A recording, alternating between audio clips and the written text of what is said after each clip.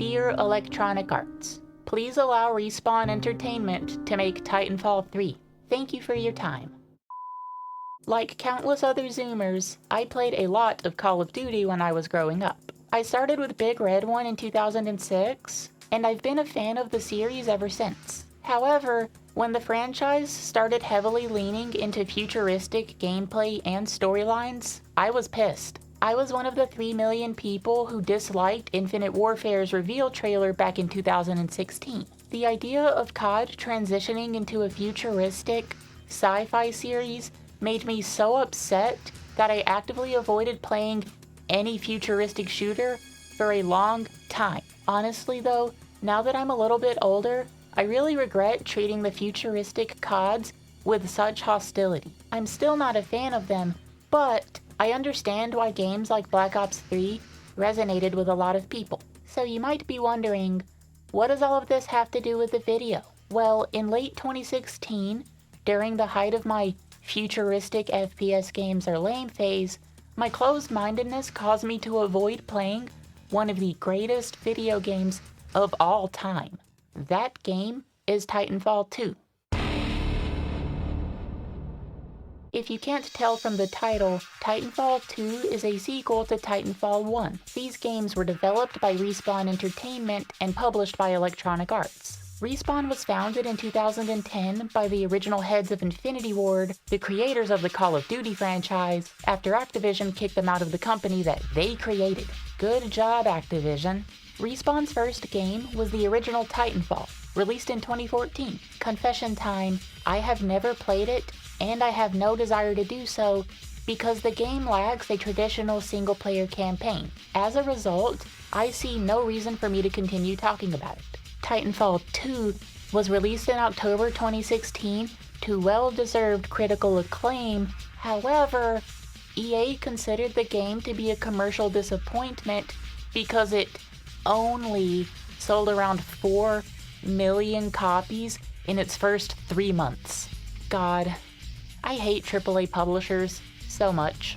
Maybe, just maybe, the game would have sold better if it wasn't released during the same time as Battlefield 1 and Infinite Warfare, but hey, what do I know? Unlike the first entry, Titanfall 2 features a standard single-player campaign, which will be this video's main focus. It also has standard PvP multiplayer, along with a wave-based co-op mode called Frontier Defense. Now, I've only dipped my toes into Frontier Defense, but based on what I've played of it, it's okay.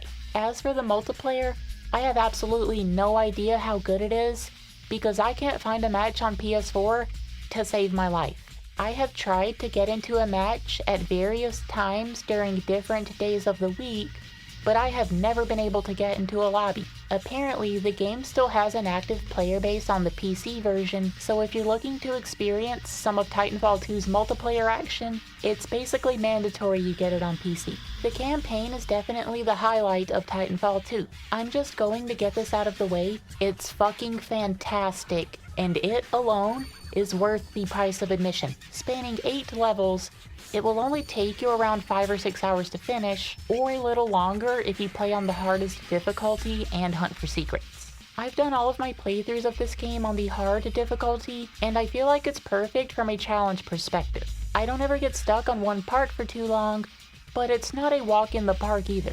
You can change the difficulty at any time, so you don't have to worry if you feel like the game is too easy or too hard. Anyway, I'm dying to actually talk about the game itself, so let's get this show on the road. I don't plan on talking about Titanfall 2's story very much in this video, mainly because I want to completely avoid spoilers. If you are concerned about spoilers, you won't find any here. I really think it's a story you should experience for yourself. Beyond that though, I personally believe that the game's story is not very good. I can't properly explain why I think this without telling you what happens, but I do want to get across that this is strictly my opinion. A lot of people who have played Titanfall 2 really like both the story and characters, and I completely understand why. I'm just not a very big fan of how it plays out. Don't let that dissuade you too much though. I'm sure you will like the story more than I do, and even if you don't, you still get to experience some of the best FPS gameplay ever. Titanfall 2 is split up into 3 different types of gameplay: your standard on-foot combat, platforming, and last but not least, Titan fighting. All of these are very well done and exceedingly praiseworthy, so instead of covering this game on a level-by-level basis, like how I structured my videos on Duke Nukem Forever, I want to spend time talking about why every aspect of Titanfall 2's gameplay is fucking awesome. Infantry Combat is the most prevalent type of gameplay you'll find here, and while it's not particularly innovative, it's still a lot of fun. Basically, imagine a COD campaign, but better in almost every way. The guns feel powerful, they're very accurate, reload animations are nice, and they all sound really punchy. You're limited to carrying just 2 weapons at a time in this game, and if you watched my videos on Duke Nukem Forever, you know that I think that the 2-weapon limit trope is terrible, because it is. However, the 2-weapon limit in Titanfall 2 doesn't really bother me. There's never a point where you have to use a specific type of gun in order to progress, and you never feel hindered because you're not carrying the right weapon. Essentially, it's up to you to try out all of the game's guns at your own pace, and then roll with the ones you like the most. Finding your favorite gun might be a little challenging though, because almost all of the guns in this game rock. There are more than 20 different firearms to use, and there's something for everyone here. Personally speaking, I'm a submachine gun and pistol kind of girl. I like small guns more than anything else. However, the guns in this game are so good, I find myself using weapons that I normally hate using, like sniper rifles, shotguns, and LMGs. I would like to give special shoutouts to some particularly spectacular weapons. There's the L-Star, an energy-firing LMG that jibs enemies, the Double Take, a double-barreled sniper rifle that feels ridiculously strong, the Mozambique, a 3-barreled shotgun that reminds me of the VC8 shotgun pistol from Killzone 3, and all of the game's sidearms, the Wingman revolver, P2016 handgun, and RE45. These guns are seriously great, just like almost every weapon in this game, but they all pale in comparison to one particular gun. The gun in question is not only the best weapon in Titanfall 2, but one of the best firearms in video game history. That gun is the R201 Carbine. Glazing time, I fucking love the R201. If you don't like this weapon, you can go fuck yourself. Seriously though, this gun is literally perfect in every way. It's an assault rifle that handles like a submachine gun, and this thing was just love at first sight for me. I feel like a big reason why the 2-weapon limit doesn't bother me very much is because even if I could carry every gun in the game at once, I would still be using the R201 most of the time. I pick this thing up literally the second it becomes available, and I hold on to it for as long as I possibly can. You might be wondering, what exactly makes me love the R201 so much? Honestly, it's not anything in particular. I adore every single thing about it. The gun's overall design is awesome, it has pinpoint accuracy despite having a fast rate of fire, the iron sights are beautiful, and that reload animation is just top notch. I could praise this weapon all day long, but I think you get the picture. Let's talk about your grenades. There are 6 different types of grenades available in the game, but you can only carry one of these at a time. You have your more typical throwables, like frag grenades and satchel charges, but there are also some more creative ones, like the Firestar, which is an incendiary shuriken that sticks to enemies. To be honest though, and this is probably due to me being autistic, but I prefer to just use frag grenades over anything else. All 6 grenade types are good in their own way, but frags are familiar and dependable, 2 qualities that I highly value. Regenerating health is present in this game, functioning exactly how it does in a majority of the COD games. But unlike a lot of titles that feature this mechanic, it doesn't make the gameplay devolve into a boring, stand still, sit behind cover fuckfest. When your health is low, it's usually better to keep moving and do your best to avoid taking any further damage. It actually reminds me a lot of Bulletstorm in this regard. Sometimes you'll want to get up close and personal to deal with enemies, and instead of slashing your enemies with a knife or bashing them with a gun, your melee attack is an awesome punch that has an incredible sense of impact. This shit never gets old. Who needs a knife when you can fist enemies this hard? To summarize the on-foot combat, it's familiar but very polished. Out of all three types of gameplay, it's definitely my favorite, but the platforming and parkour bits are right behind it, so let's talk about them. Platforming sequences make up a significant chunk of Titanfall 2's campaign. Now, I understand that platforming in first-person shooters is generally disliked, but you can rest easy because the platforming in this game is brilliant.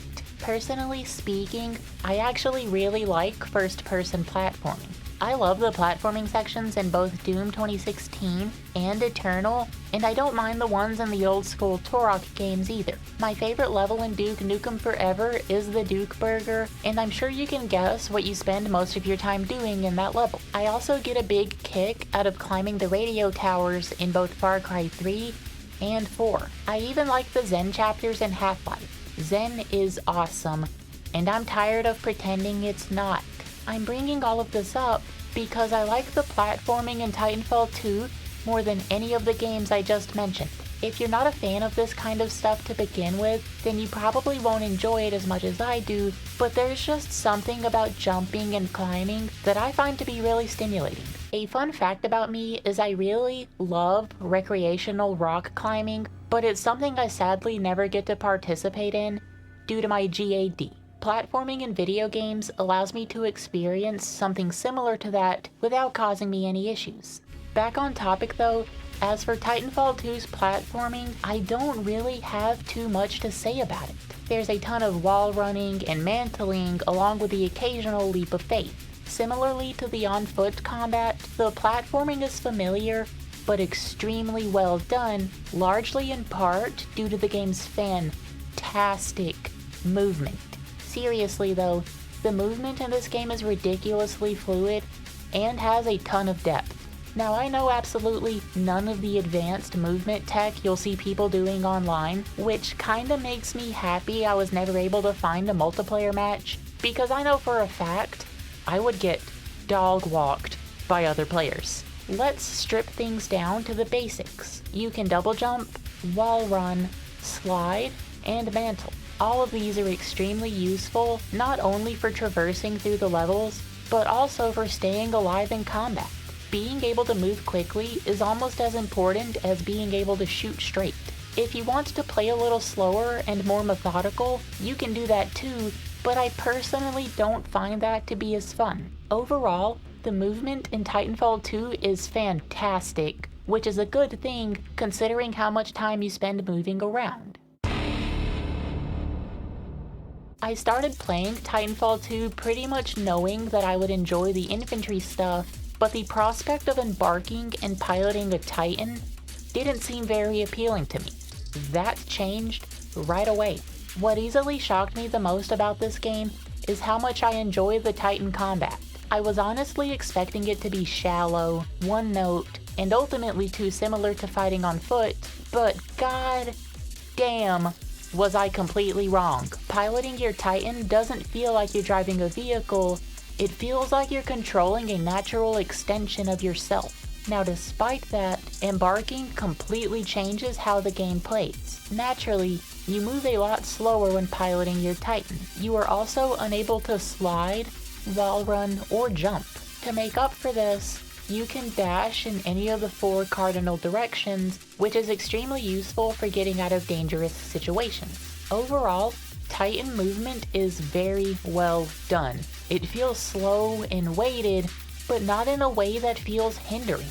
And above all else, it really makes you feel like a pilot. Is that meme still relevant? The movement changing is not the only thing you'll have to adjust to when piloting your Titan. Managing your health works differently as well. You have a recharging shield that allows you to absorb a little bit of damage, but your actual health doesn't regenerate on its own. It's basically the same system featured in BioShock Infinite and the original Halo. In order to refill your Titan's health, you need to pick up a battery. Batteries can be found in these conveniently placed boxes that are scattered around the levels. You can also get them by looting the corpses of enemy Titans. When it comes to dealing damage, your Titan has 8 different loadouts to choose from, and all of them are not only useful, but also a lot of fun to use. Each loadout contains a primary weapon along with 4 different abilities: Ordnance, Tactical, Defensive, and Core.